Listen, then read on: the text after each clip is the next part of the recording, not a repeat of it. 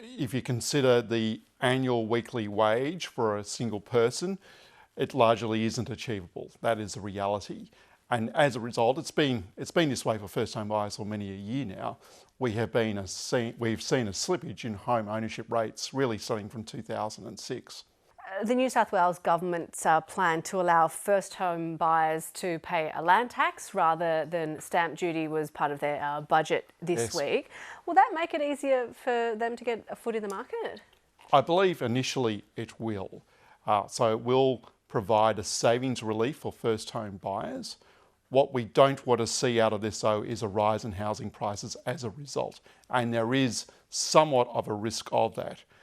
Overall, though, we are believers in changing stamp duty for an overall broad-based land tax scheme. We believe that it will increase supply and make efficient use of land more probable. So in principle, we're in genuine support. However, we must be careful that we don't just stimulate the demand side of the equation here. Is it the kind of fundamental change we need to see in the property market, or that you would like to see in the property market? It's part of a change we need to see. What we really need to see is more effort on the supply side.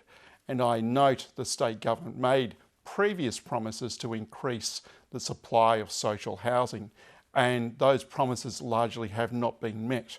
We need to see an increase in supply, similar to what we had in the post-World War II period, if we are genuinely going to resolve our housing affordability issues. We've already started to see at a national level house prices start to pull back, obviously particularly in Sydney and Melbourne. What's your forecast on how much of a drop, I guess, we'll see in house prices and the time frame for that? Well, it largely depends on what the Reserve Bank of Australia does with interest rates. Our forecast for this year for our two largest capital cities, Sydney and Melbourne, was that housing prices would fall by up to 8%. Now, this assumed that we would get some interest rate rises prior to mid-year, which has happened. What it didn't assume was that we would get further interest rate rises into the later half of 2022. If we were to see that, and of course the Reserve Bank of Australia has flagged this scenario, then it is possible that we would see further price falls over and above our forecast for this year. And then we haven't even discussed 2023, which really does depend on what the Reserve Bank of Australia does. More Australians rent the home that they live in than those who own it. Their ability to find a rental is getting harder and harder. Is it as bad as it's ever been? It's about as bad as it's been since World War II.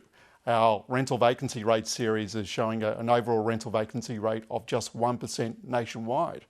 Rents nationwide have risen by 15%, that's market rents, over the past 12 months.